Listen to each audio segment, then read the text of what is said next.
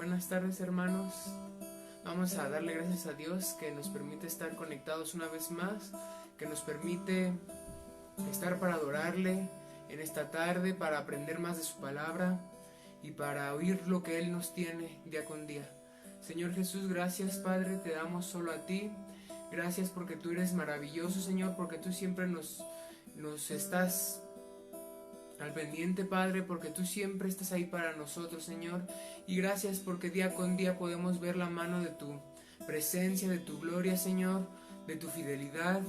Gracias, Señor, porque estamos conectados, Señor, porque podemos y tenemos la oportunidad, Señor, de aprender más de tu palabra, de alabarte, de adorarte, Señor. Y te damos gloria solo a ti, Dios, porque tú eres maravilloso, eres precioso, Dios. Te anhelamos, te exaltamos solamente, Señor. Gracias, Padre, porque tú eres bueno, Señor. Tú eres maravilloso y te exaltamos, Dios. Gracias, Señor, porque una vez más estamos aquí, Señor, delante de tu presencia. Una vez más estamos alabándote, Señor, y te damos toda la gloria, Señor. En esta hora te quiero pedir, Padre, por que tú bajes en donde quiera que estemos, Señor, que tú bajes a derramar de tu presencia, que tú bajes a derramar de tu amor y que tú bajes, Señor, a hacer un cambio en nosotros, Dios, que no estemos igual que siempre, Señor, que pueda ser diferente, Señor, que podamos conectarnos, Padre. Te damos gloria y honra, Señor, porque tú eres maravilloso, Señor. Gracias porque eres santo, santo, Señor. Gracias, Dios. Te cantamos solo a ti, Padre. Solo a ti te cantamos, Dios. Santo eres tú, Dios.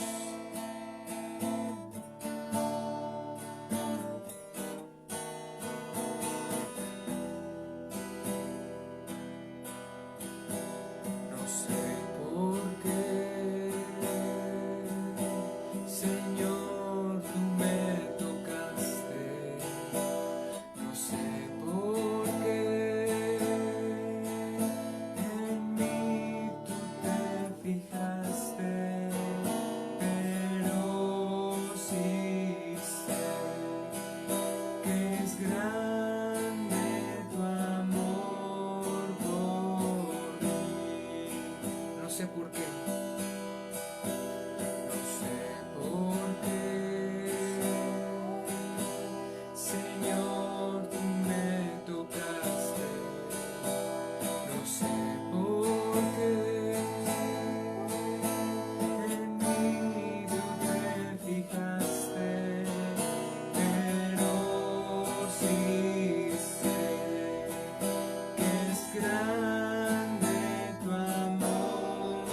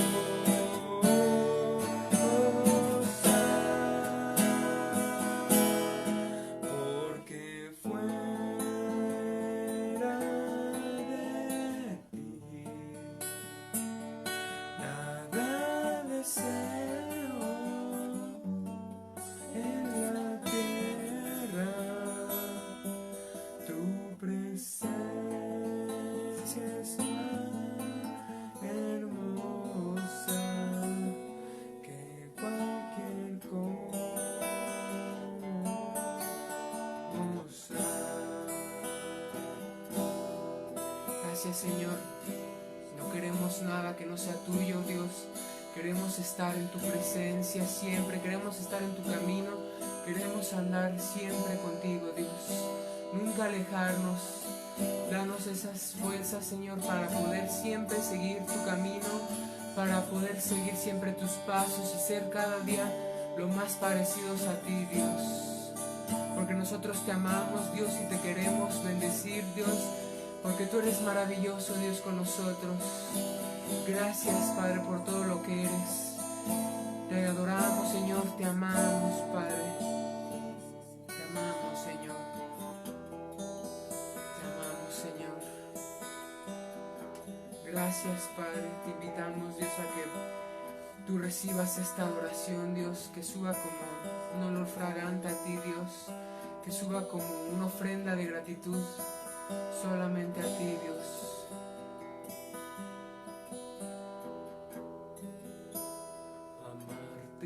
Solo a ti, Señor, amarte solo a ti, Señor, amarte solo a ti, Señor, amarte solo a ti. Amarte solo a ti, Padre. Amarte solo a ti, Señor. Amarte solo a ti, Señor. Amarte solo a ti, Señor.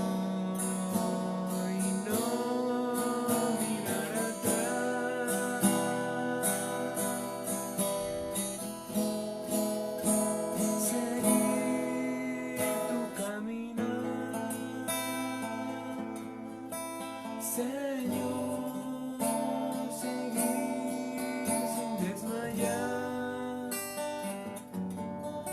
Señor, postrado ante tu altar, Señor, y no mirar atrás.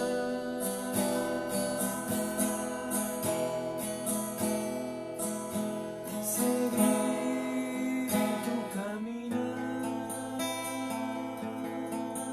Señor, seguir sin desmayar,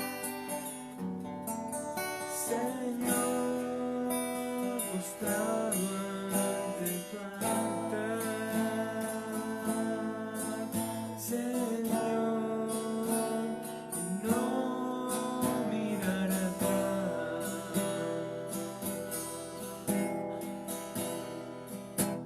Amarte solo a ti,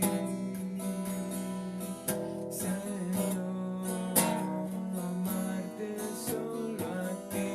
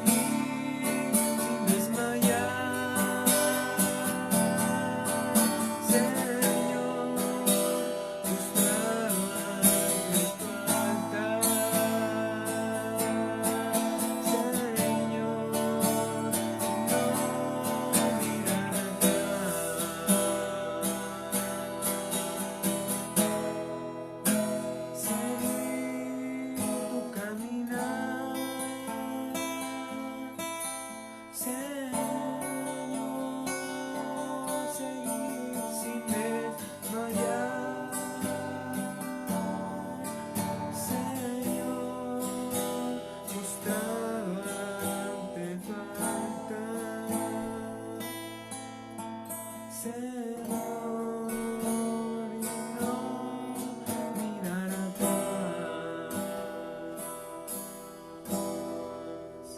Gracias, Padre, porque tú eres grande y maravilloso, Señor. Que nunca nos desviemos de tu caminar, que nunca nos desviemos de tus pasos, Señor. Y gracias, Dios, por estar conectados con tu presencia, por estar conectados una vez más, Padre. Te damos gracias y amén, Dios.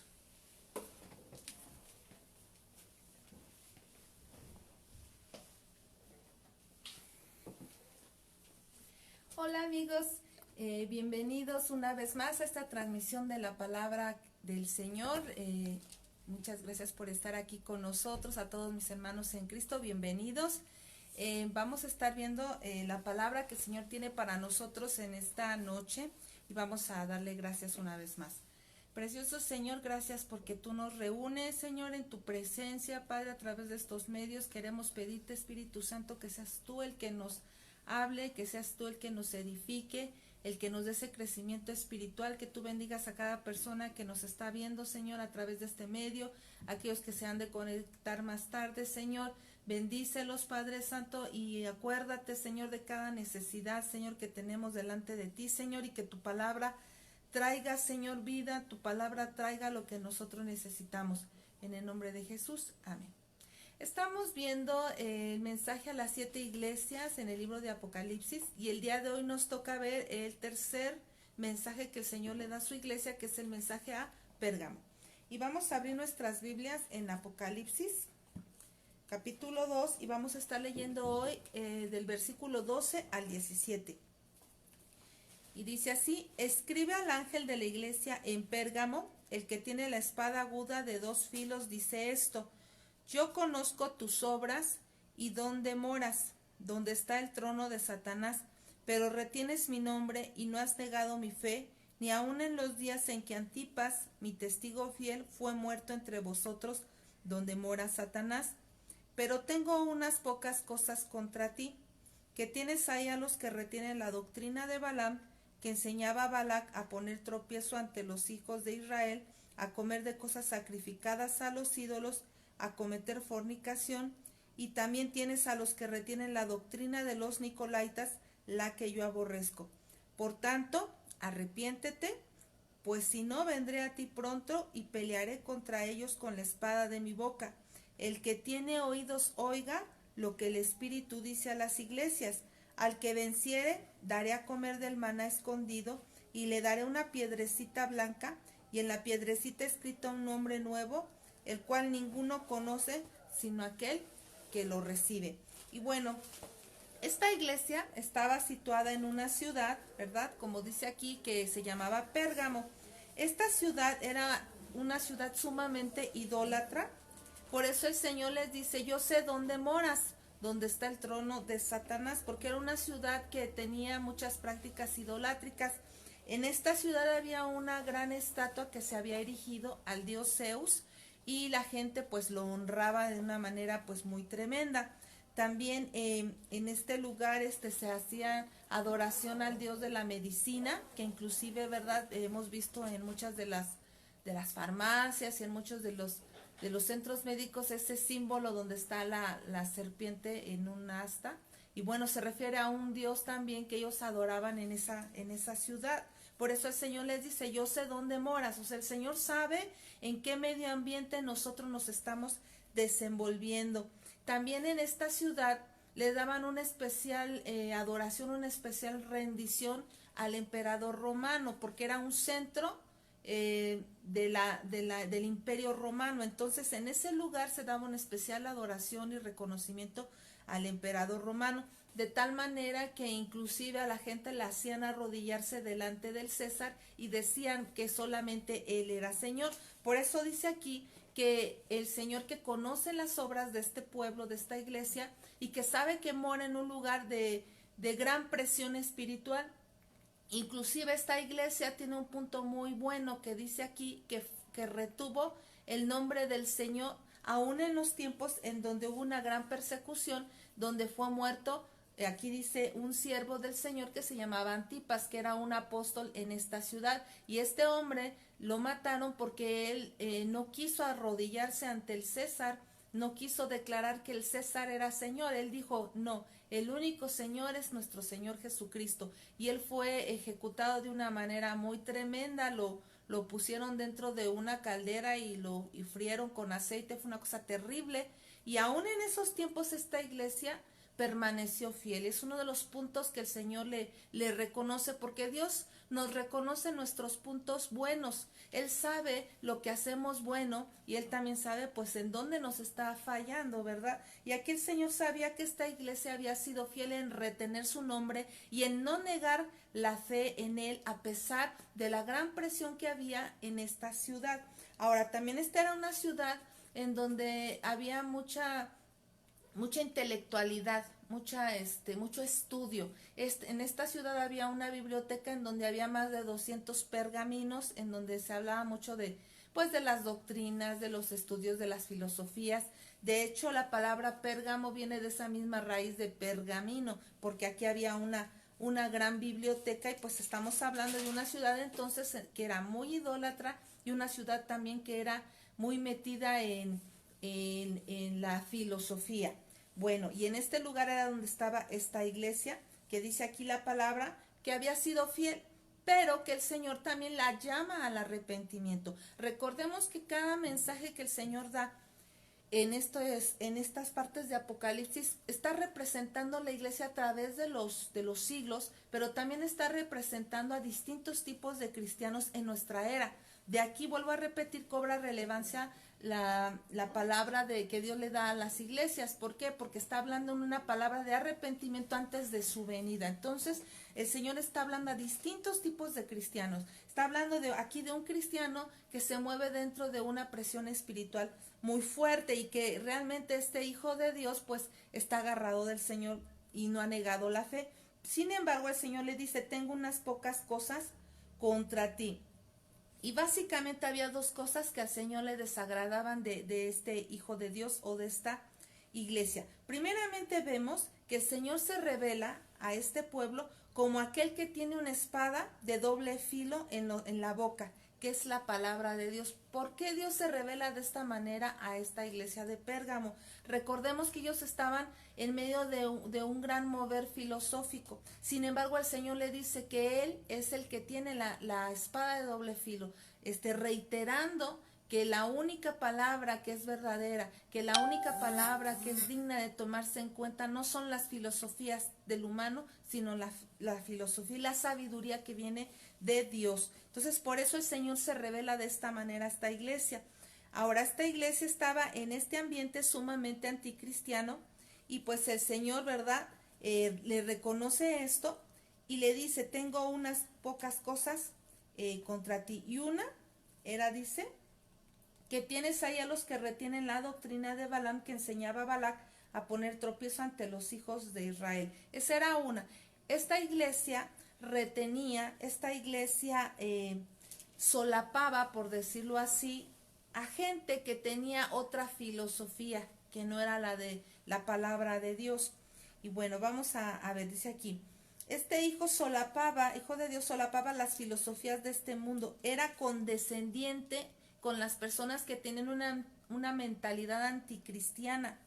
No sabemos por qué esta iglesia tomaba esa actitud, porque dice primero que era una iglesia o un hijo de Dios, pues que sí decía que amaba al Señor y retenía la fe. Sin embargo, él toleraba a otros que se comportaban y que pensaban muy distinto a lo que la palabra de Dios dice.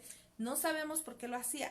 Tal vez por temor al rechazo, o tal vez porque estas personas no hacían lo que ellos, pero les hubiera gustado hacer lo que los otros hacían. Entonces, cuando, ¿verdad?, tú no te atreves a hacer algo y otros lo hacen, pues tú lo festejas a lo mejor, ¿no? Entonces, tal vez podría haber sido las circunstancias por las que estaba atravesando esta iglesia, ¿verdad? Pero eso a Dios le desagrada. ¿Por qué? Porque el Hijo de Dios tiene que estar consciente que Él no es del mundo. Y vamos a ver unos versículos en Juan 17:15. Dice, no ruego que los quites del mundo, sino que los guardes del mal. O sea, estamos en el mundo, estamos alrededor también de una gran presión espiritual, de una gran presión en cuanto a ideas que son contrarias a la palabra de Dios, pero nosotros tenemos que estar firmes en aquello que hemos creído, y no solamente nosotros abrazar la fe, sino no solapar, ¿verdad?, pensamientos mundanos, pensamientos contrarios a la palabra de Dios, porque eso es algo que a Dios no le agrada. Vamos a ver otro, Primera de Juan 2, un poquito adelantito, Primera de Juan 2, 15 al 17.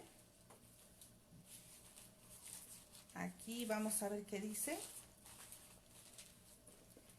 No améis al mundo ni las cosas que están en el mundo. Si alguno ama al mundo, el amor del Padre no está en él, porque todo lo que hay en el mundo, los deseos de la carne, los deseos de los ojos y la vanagloria de la vida, no provienen del Padre, sino del mundo. Y el mundo pasa y sus deseos, pero el que hace la voluntad de Dios permanece para siempre.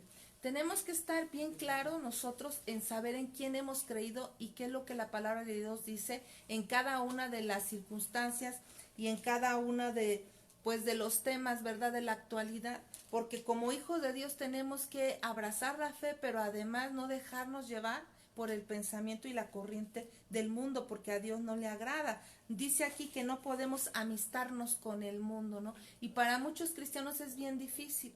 ¿Y qué es lo que hacen? Tal vez no directamente hacen las prácticas de pecado, las prácticas de las tinieblas, pero las toleran. Y aquí dice la palabra que eso es algo que a Dios le desagrada. Otro versículo lo encontramos en Santiago 4:4. Santiago 4:4.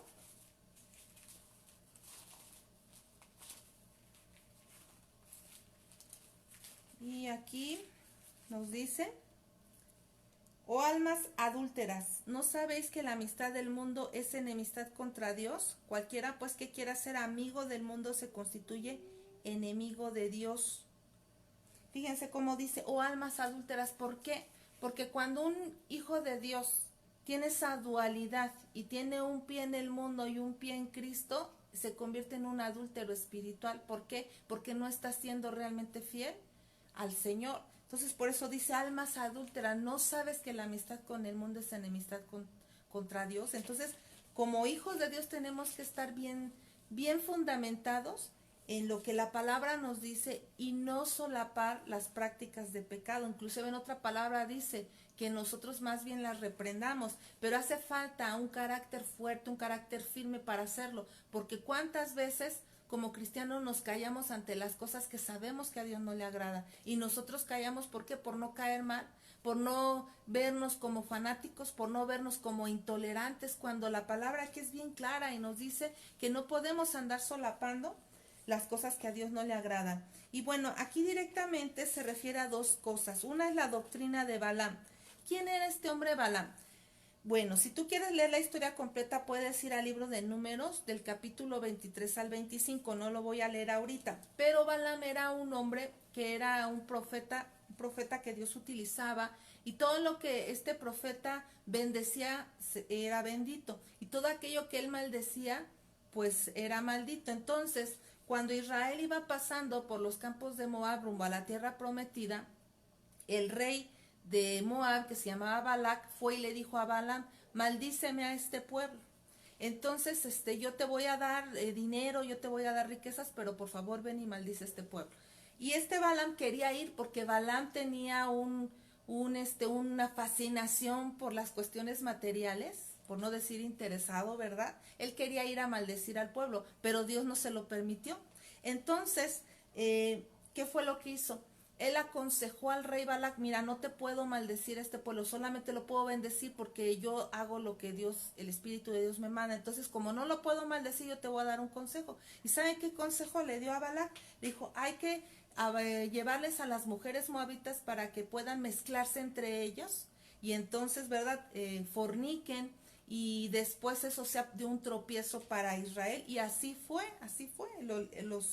Los hijos de Israel fueron seducidos por las mujeres moabitas, de tal manera que fue tropezadero para la casa de Israel, y al hacer esto, al cometer este pecado, pues el pueblo cayó en la idolatría. Entonces, bueno,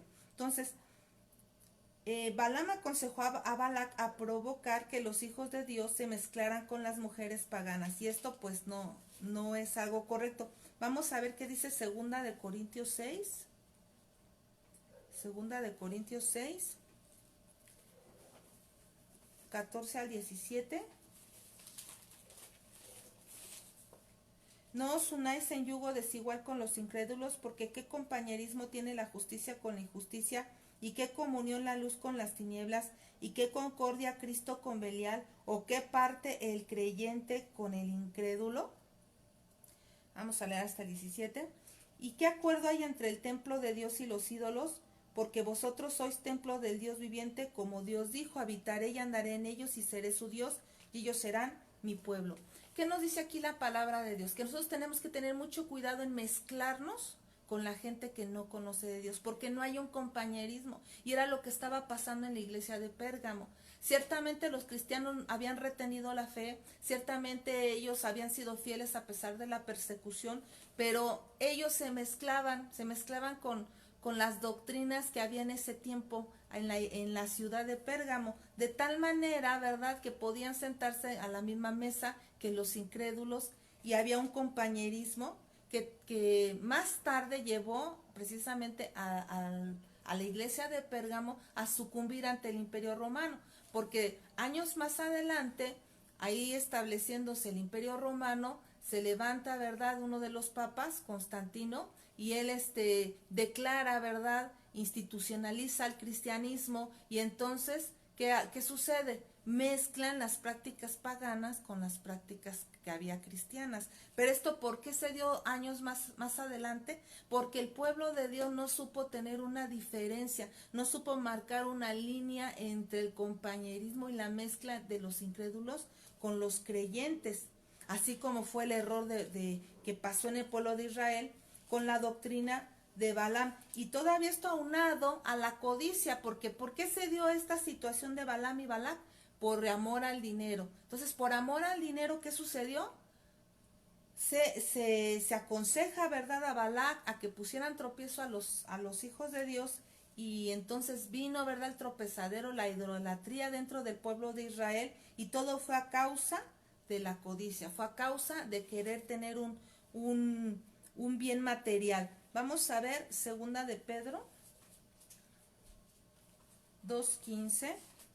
Esto tú lo puedes leer con más detenimiento, si pues a ti te interesa, quieres despejar alguna duda, puedes leerlo un poquito más tarde con más detenimiento, y te vas a dar cuenta que así es como pasó, ¿verdad?, en la historia, y también pues en la historia de Israel. Segunda de Pedro 2:15 dice, hablando de Balaam, dice: han dejado el camino recto y se han extraviado siguiendo el camino de Balaam, hijo de Beor, el cual amó el premio de la maldad y fue reprendido por su iniquidad, pues una mula bestia de carga, hablando en voz de hombre, refrenó la locura del profeta. Entonces aquí habla de que hubo un error en Balaam, ¿cuál? El querer, ¿verdad?, la codicia, el ambicionar aquello pues que no le pertenecía. Vamos a ver también en Judas. Judas es un libro que está antes de Apocalipsis, que es un discípulo, que no era Judas Iscariote, era otro. Y en el versículo 11, porque nada más tiene un solo capítulo, dice: ay de ellos, porque han seguido el camino de Caín y se lanzaron por lucro en el error de Balaam y perecieron con la contradicción de Coré. Tú estás hablando, ¿verdad?, de que hay consecuencias. Que hay consecuencias cuando hay una mezcla entre el incrédulo y el creyente. Ciertamente estamos en el mundo, ciertamente tenemos que compartir el amor de Dios, ciertamente tenemos que tener, ¿verdad?, cierta relación con la gente del mundo, pero cuando tú ya estás solapando prácticas que no son de Dios, cuando tú ya estás ahí con ellos en el pecado, tú no lo haces, pero ahí estás, ahí, eso es peligroso. ¿Por qué? Porque más adelante tú puedes caer en ese error, ¿verdad? Y puedes caer en lo mismo que están haciendo ellos. Por eso hay que tener cuidado, hay que mantener santidad. Ahora, también habla aquí en Apocalipsis, habla de la doctrina de Balaam, pero también habla de la doctrina de los Nicolaitas.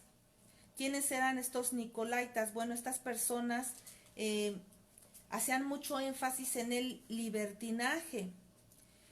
de tal manera que esta corriente filosófica mezclaba lo santo con lo profano, o sea, vuelve a haber una mezcla, o sea, es muy parecido, tiene una misma raíz la doctrina de Balaam y la doctrina de los Nicolaitas, porque hay mezcla entre lo que es bueno y lo que no es bueno, lo que le agrada a Dios y lo que no le agrada a Dios. Y nuevamente vayamos a segunda de Pedro 2, del 1 al 3.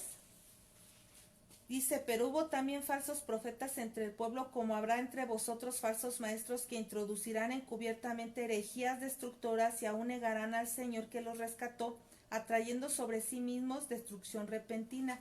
Y muchos seguirán sus disoluciones, por causa de los cuales el camino de la verdad será blasfemado, y por avaricia harán mercadería de vosotros con palabras fingidas. Sobre los tales ya de largo tiempo la condenación no se tarda y su perdición no se duerme. Nuevamente vuelvo a hablar, ¿verdad?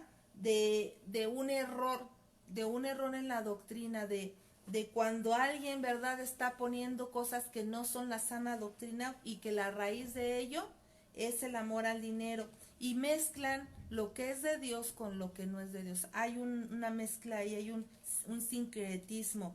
Y habla del libertinaje. La gente podía decirse que era cristiana, pero además hacía otras cosas que a Dios no le agradaban. Lo mismo que sucede ahorita.